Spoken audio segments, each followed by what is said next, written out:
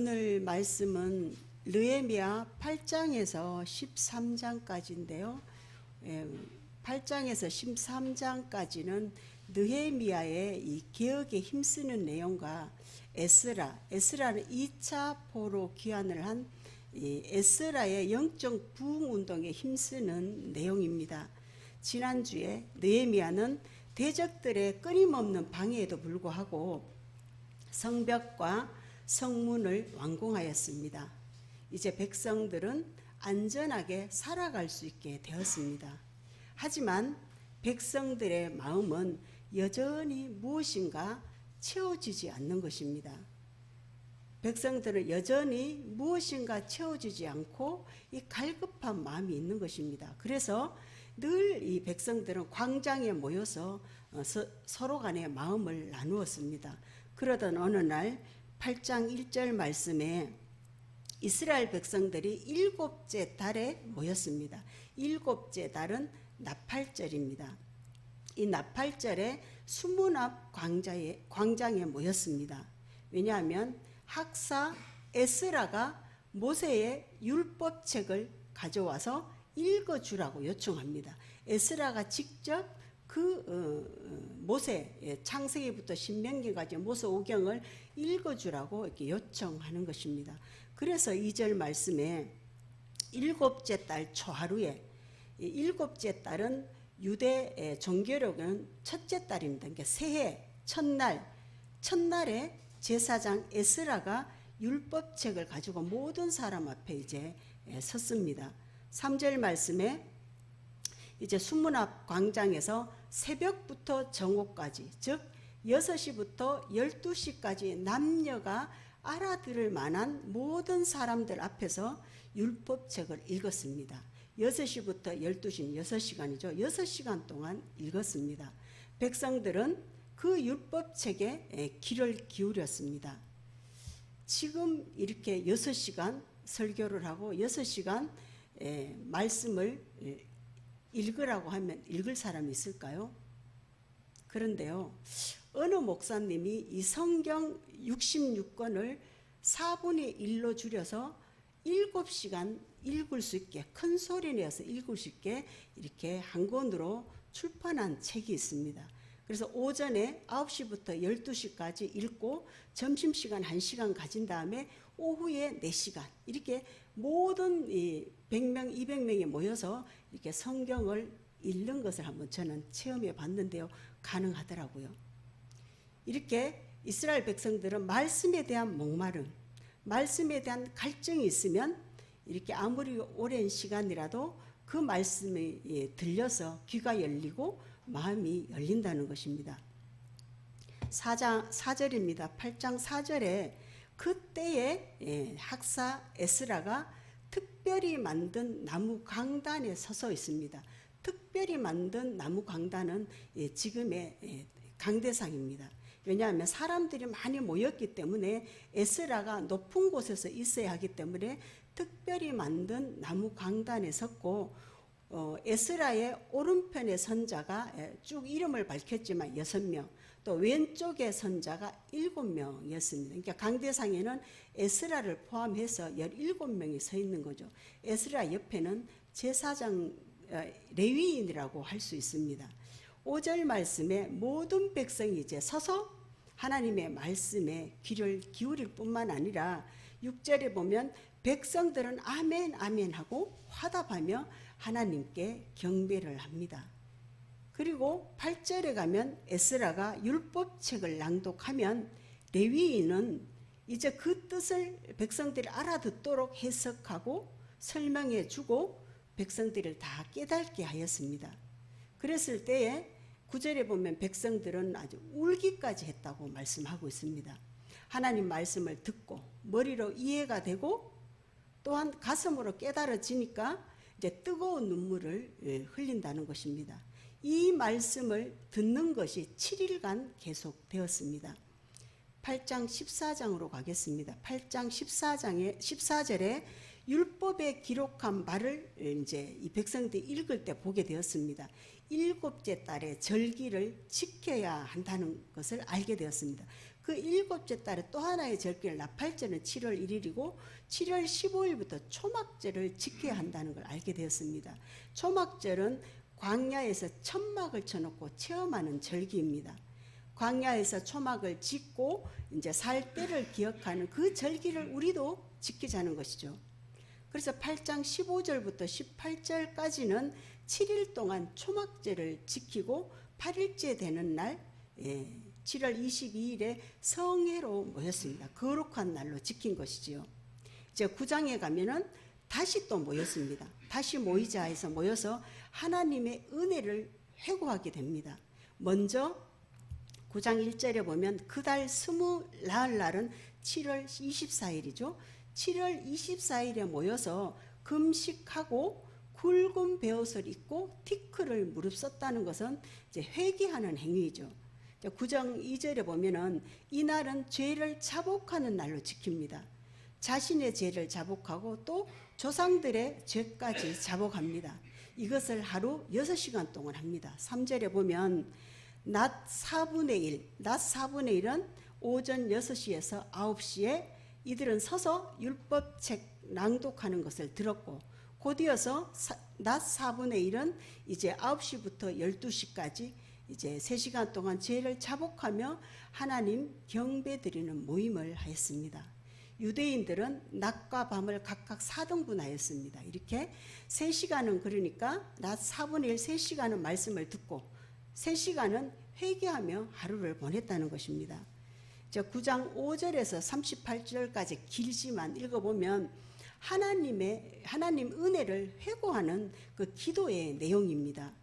읽어보면 창세기부터 역대기까지의 내용입니다. 조상들을 회상하면서 기도하는 내용인데요. 요약하면 이렇습니다. 이제 아브라함 때부터 이제 은혜 베푸신 것을 회상을 하고 또 이제 출애굽에서 출애굽시킨 그 홍해 사건의 은혜를 되새기며 또 광야 40년 동안 함께 하셨고 시내산에서 이제 그 언약의 말씀을 주신 십계명의 말씀을 주신 것을 회상을 했고 또 광야 여정 동안에 하나님이 함께 하신 또 가나안을 정복하게 하신 하나님 또 왕정의 역사 가운데 열왕기상 많은 왕 사무엘상부터 열왕의 역사 가운데 반복적인 불순종한 것을 되새깁니다. 이 반복적인 불순종에도 하나님은 참고 참으시다가 결국에는 멸망하게 만들죠. 그래서 포로로 잡혀갔지만 결국은 70년 말에 돌아오게 하시는 이 긍휼을 베푸시는 하나님, 은혜를 베푸시는 하나님을 회고합니다. 한 절을 읽어보면요. 9장 17절 말씀에 거역하며 불순종하였지만 주께서 그들 가운데에서 행하신 기사를 기억하지 아니하시고 목을 굳게 하며 패역하였지만 그러나 주께서는 용서하시는 하나님이시라 은혜로우시며 긍휼히 여기시며 더디 노하시며 인자가 풍부하심으로 그들을 이스라엘 백성들을 버리지 아니하셨나이다 라고 이렇게 기도를 하는 것입니다. 이러한 하나님의 긍휼하심을 계속 전체를 보면 5번 정도 언급하는데요. 이 17절과 19절과 27절과 28절, 31절 이렇게 긍휼이 많으신 하나님을 이렇게 되뇌이며 기도를 하는 것입니다. 9장 38절에 가면 이렇게 우리가 이 모든 일로 말미암아 조상들의 이 모든 일로 말미암아 이제 견고한 언약을 세워 기록에 남기게 됩니다. 그래서 이제 방백들, 레위인들, 제사장들, 즉 지도자들이죠. 지도자들이 먼저 다 임봉을 한다고 말씀하시죠. 이 임봉은 서약한다는 말씀입니다. 본문은 맹세한다, 절대로 어기지 않겠다는 이 맹세한다는 것입니다. 하나님 말씀을 지키기로 서약한 자들의 그 이름이 10장 1절에서 39절까지 이름이 계속 나옵니다. 그분들이 임봉에 들어간 사람들입니다. 주로 제사장들, 레위 사람들, 백성의 우두머리, 그러니까 사회적, 종교적 지도자들이 하나님의 모든 말씀을 지키기로 이렇게 맹세했다는 것입니다. 30절과 31절을 보면요. 30절 말씀에는 자손들은 이방인과 혼인하지 않기로 굳게 맹세를 하는 것입니다. 또 31절에는 안식일을 이제 지키겠다. 그 성일에는 성전에서 물건 파는 것을 사지도 않겠다라고 맹세를 하고, 또 7년마다 이 안식년이죠. 안식년에 땅을 쉬게 하고 또 이렇게 빚도 탕감해 주겠다라고 이렇게 굳게 약속을 한 내용입니다. 11장에 가면 백성들이 거주할 곳을 재배치합니다. 이제 백성들의 지도자들은 이제 당연히 예루살렘 성에 살았겠죠. 이제 백성의 지도자들은 예루살렘 성에 거주하였는데 일반 백성들은 제비를 뽑아서 10분의 1은 예루살렘 성에 거주하게 하고 10분의 9는 다른 성읍 예루살렘 그 외 성읍에 거주하게 하였는데 2절에 가면 특별히 예루살렘에 거주하기로 자원하는 사람들을 복을 빌어 주었습니다. 여러 사람들이 복을 빌어 주었는데, 왜냐하면 예루살렘 성이지만은 평민들이 살아가기에는 불편한 도시였습니다.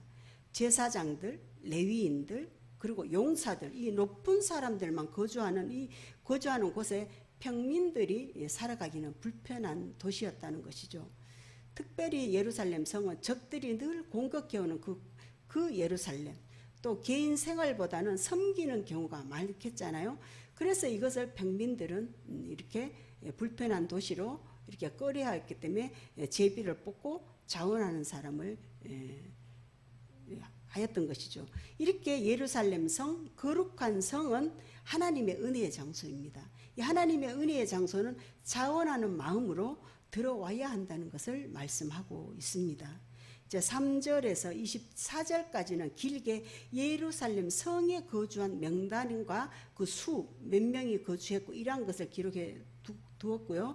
25절부터 36절까지는 다른 성읍, 10분의 9에 해당하는 다른 성읍에 거주하는 명단과 그 수까지 기록한 내용이 이 11장의 내용입니다. 12장으로 가면 또 12장의 1절에서 30절까지는 1차 때 귀환한 세대부터 이제 여러 세대, 몇 대에 걸친 제사장, 레위인의 계보를 이렇게, 거기도 이름이죠, 열거를 했습니다. 신앙 공동체가 세대를 이어 개성되었다는 것을 기록에 남기는 것이에요.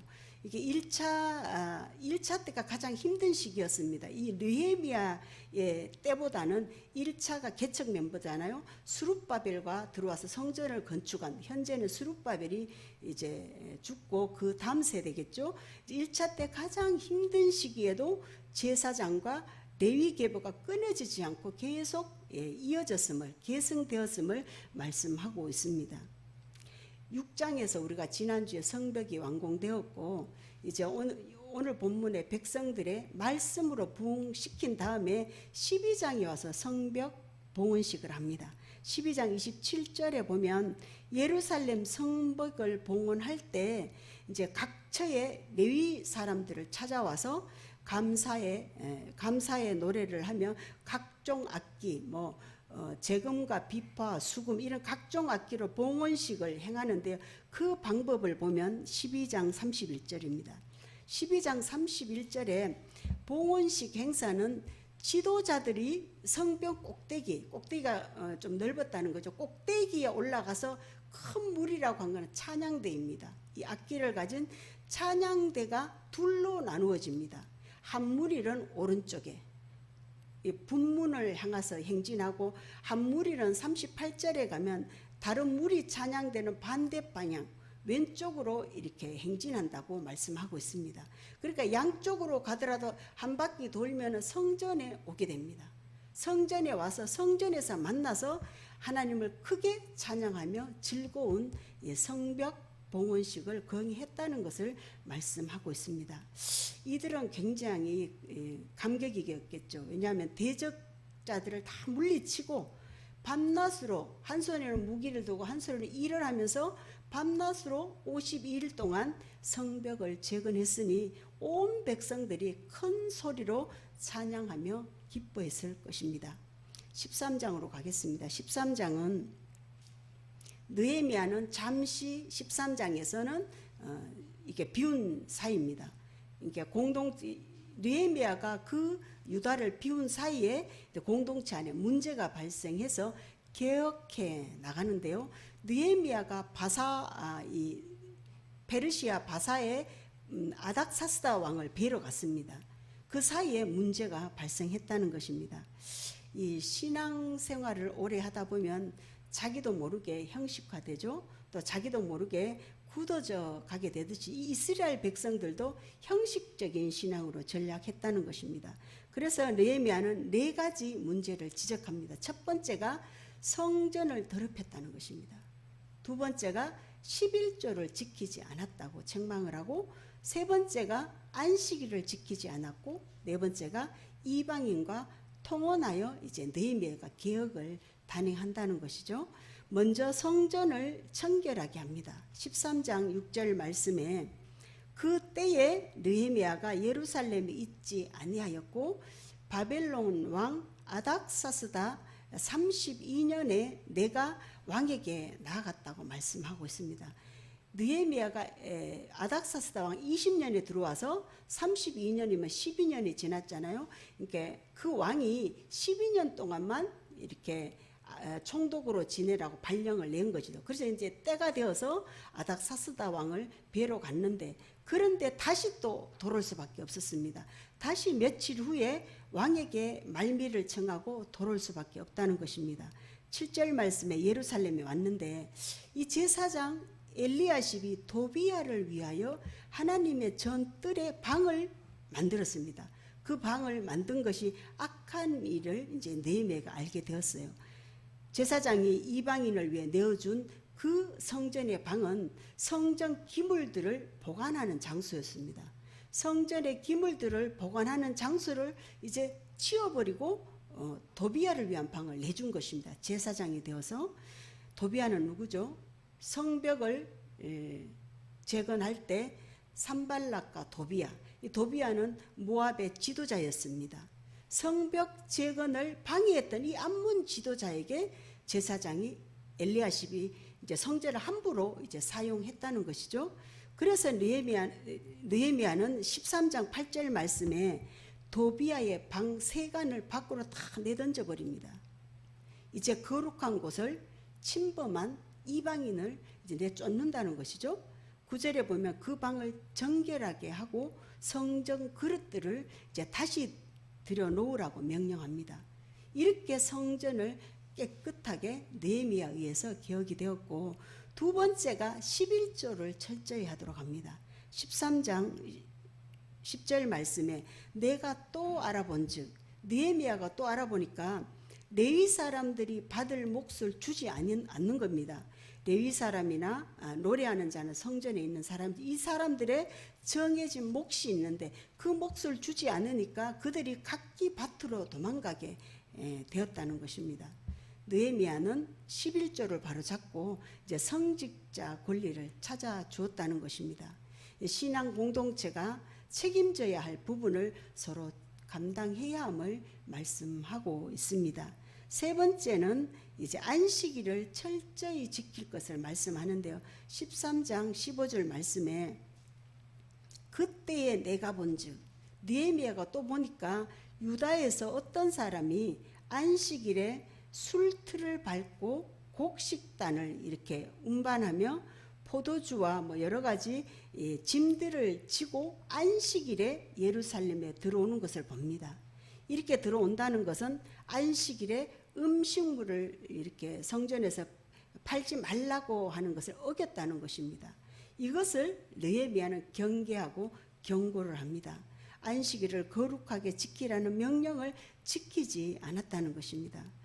사실은 10장에서 이들이 맹세한 것이 굳게 다 인봉을 친 맹세한 내용이 10장 31절 말씀에 굳게 맹세한 것이 안식일에 물건을 팔지도 사지도 않겠다고 이 맹세를 어겼다는 것입니다.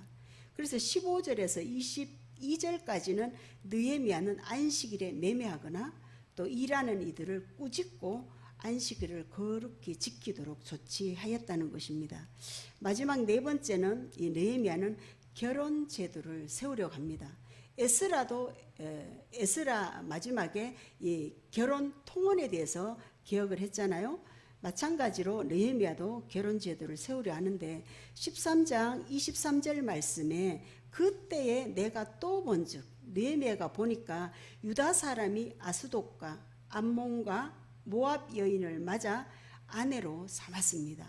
아수돗은 블레셋 지도자, 암몬, 모압 다 동쪽에 있죠. 이런 이방 여인을 아내로 맞았다는 것입니다. 모든 이방 사람들 안 된다 그런 말씀은 아닙니다. 이방의 룻도 아내로 맞이하고 이방 여인 라합도 맞이했잖아요. 여기서 말씀하시는 건 하나님을 믿지 못하게 방해하는 이방인을 말씀하고 있습니다. 우상을, 그 날의 우상을 들어와서 이들을 혼란하게 만들고 하나님을 믿지 못하게 하는 이방인을 말씀하고 있습니다. 24절 말씀에 그들의 자녀가 이제 아수돗 방언을 절반쯤은 하고 또 유다 방언은 못하는 이 결과를 낳았다는 것입니다. 자녀가 이방인 언어만 할 정도로 이렇게 상황이 매우 심각함을 말씀하고 있습니다. 그래서 느헤미야는 제사장부터 이방인과 결혼한 자들을 기억해 나갔습니다. 이렇게 느헤미야는 백성들이 하나님 말씀대로 하나님 율법대로 살아가도록 개혁을 단행하였습니다. 마지막으로 29절부터 31절까지는 느헤미야가 하나님께 기도하는 장면입니다. 느헤미야는 1장에서도 기도로 시작하였고 이 마지막 장인 13장도 기도로 마칩니다. 모든 개혁을 마친 것을 하나님께 아뢰는 이 기도를 드리며 느헤미야는 끝을 맺습니다. 여러분은 주일날 예배가 기다려지고 또 하나님의 말씀에 대한 기대가 있으시나요? 매일 눈을 뜨면 선물로 주신 오늘 하루에 감사하고 또 하나님과 동행할 것을 기대하십니까? 간혹 우리는 기대 없이 그냥 하루하루를 맞이하고 기대 없이 주일을 맞이할 때가 있습니다. 그때마다 우리 또한 개혁이 필요합니다. 적당히 사는 사람, 적당히 싱얼생활 하는 사람에게는 은혜가 적을 것입니다. 열정이 내 안에 없으면 우리 내면에 기쁨 또한 없이 그저 그렇게 살아갈 것입니다. 그러나 우리의 둔해진 모습을 돌아본다면 이렇게 개혁해 나간다면 내 안에 말할 수 없는 기쁨이 솟아날 것입니다. 내 안에 말할 수 없는 감사가 솟아날 것입니다. 우리가 하나님의 뜻을 살피며 살아간다면 우리 내면은 기쁨으로 가득 차 있을 것입니다. 저와 여러분은 기쁨과 감사가 날마다 샘솟아지기를 소망합니다. 기도드리겠습니다. 긍휼에 풍성하신 아버지 하나님, 우리를 고치시고 변화시키시고 하나님 뜻대로 살아가도록 인도함 받기를 원합니다. 아버지 하나님, 우리의 둔해진 모습들이 있다면 깨우쳐 주시고 우리 안에 날마다 기쁨과 감사가 넘칠 수 있도록 인도하여 주시옵소서. 주님, 우리 모두는 하나님 말씀이 어떠한가 늘 상고하게 하시고 하나님 뜻을 쫓아 살아갈 수 있도록 또한 인도하여 주시옵소서. 날마다 성령님 인도함 받기를 원하오며 거룩하신 예수 그리스도 이름으로 기도드립니다. 아멘.